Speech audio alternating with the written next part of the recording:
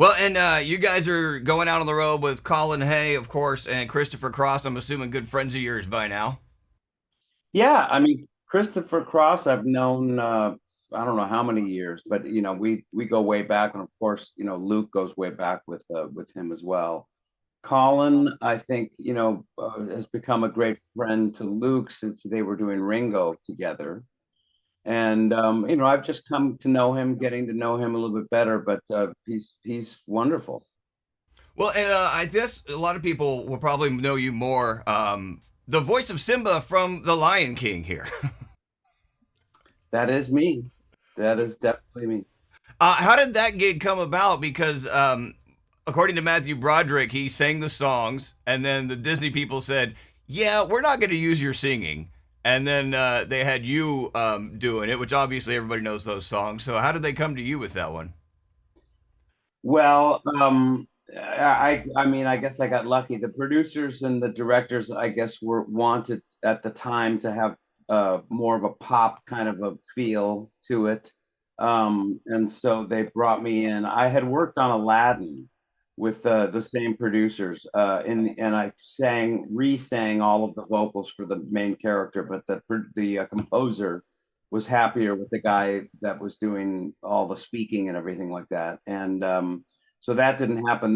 Then they called me in. I don't know if they felt bad or they just actually needed my help, but they had me come in and sing the demos for the songs they were working on for The Lion King, which originally was a lot more than just a few that appear in the film. So I did a session doing all of that with a singer called Saida Garrett. She did the girl stuff. I did all the guy stuff. And then I don't know, 9 months later, they called me to come down to Hans Zimmer's studio and to replace Matthew. They played him in my ear on Can You Feel the Love Tonight?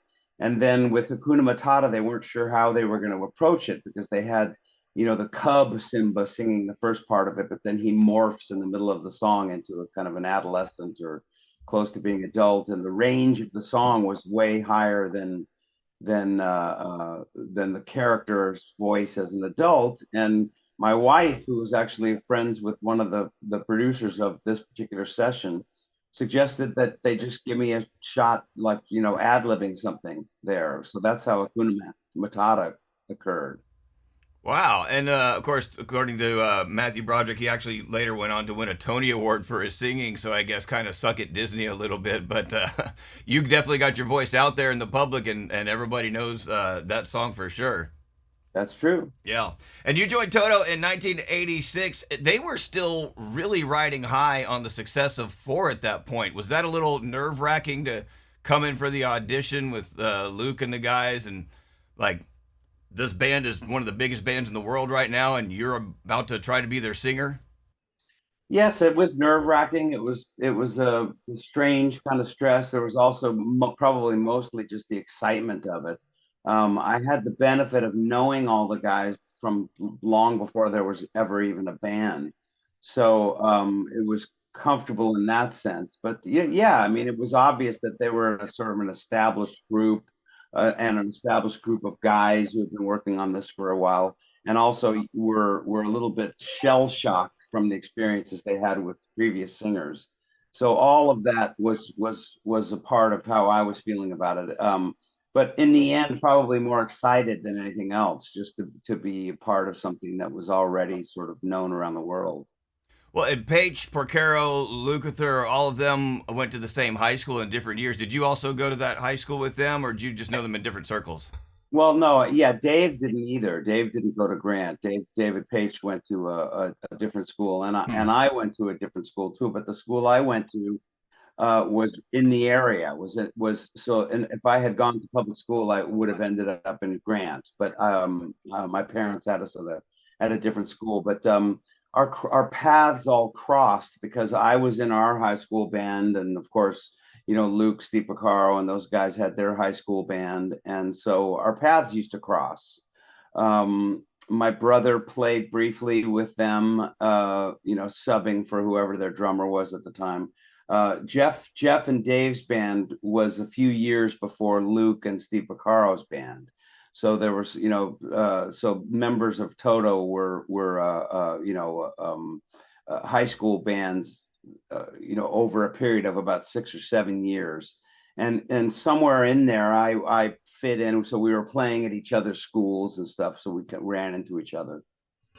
Well, and you, when you were singing on those first albums that you did with Toto, your vocal timbre, you had some guests on there like John Anderson from Yes, Michael McDonald, and Don Henley, and your vocal timbre and theirs, I believe, is kind of in that similar sort of zone. Did that make it easier laying in like harmonies and stuff? Because Toto's known for vocal harmonies amongst many other things, and so was getting those guys singing with you a little easier to produce and symphonize some of that?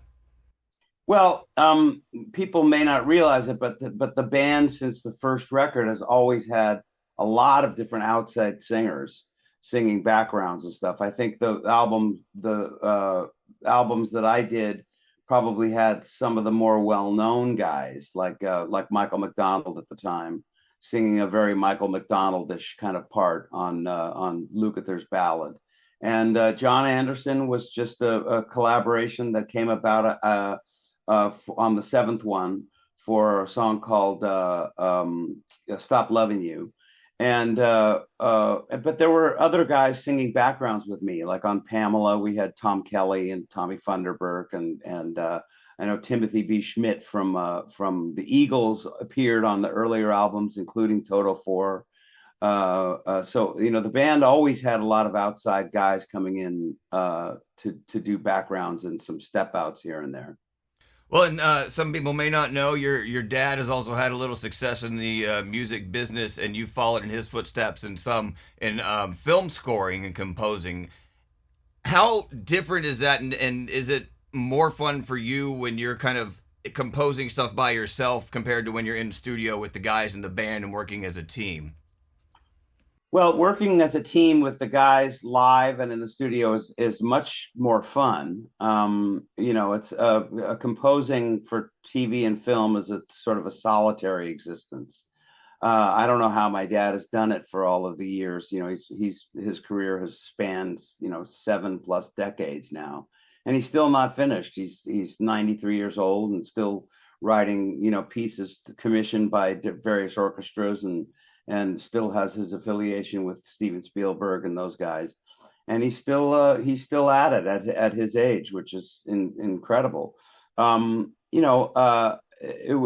was great about it for me when I was doing TV was that I had two new children, and I was able to sort of be home, for them, and to be there with them and get them to and from school and do all of that stuff. So I wasn't touring, which was great because I was able to really bond with my kids, that kind of thing. It didn't really start back touring again full time until they were, teenagers. So that in that sense, the composing was great, but it's difficult work. It's solitary work. You're writing music not for yourself, but you're trying to solve a puzzle that the filmmakers are trying to work out, and you're very much working for them. And so when they want something changed, you change it. And if they want a different tone or something completely different, you do your best to try and give it to them.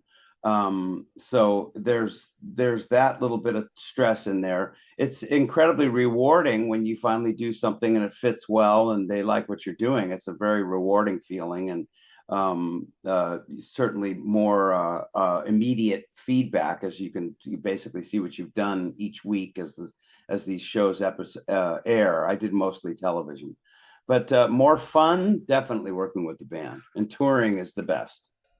Yeah, I bet touring has got to be fun. I mean, the travel alone, getting to see places, especially at the level you are, where you get to, a little more relaxed and comfortable traveling than some of these younger bands, has got to be more fun for sure.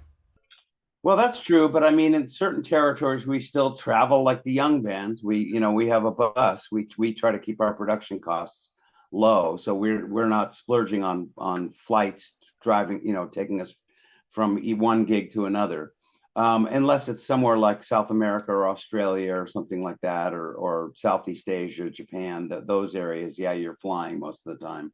But in the United States, we fly to where the first gig is. I'm in California, so we'll start this summer in Florida, and then we'll bus around. We'll traverse the states and do that. And the same is true for Europe. We'll sometimes we'll fly nicely over there, but then we get a bus. And granted, the buses are nice, but it's still a lot of driving and a lot of attempting to get sleep each night on a bus, which for some of us is easy and for others difficult. Yeah. I got to say, I got to do a stage intro for you guys. I think last time you were at Ruth Eckerd Hall in Clearwater.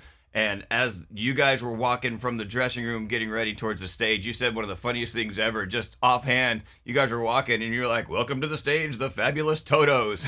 It just Right. made me laugh. So I love that you have a fun sense of humor and you guys put on an amazing show. Can't wait to see you guys back here. You're going to be in West Palm Beach on July 18th at the iThink Amphitheater. And MidFlorida Credit Union Amphitheater with Men at Work and Christopher Cross on the 19th. Joseph Williams, thank you for joining me, sir. It's my pleasure. Good to see you again. Okay, bye bye.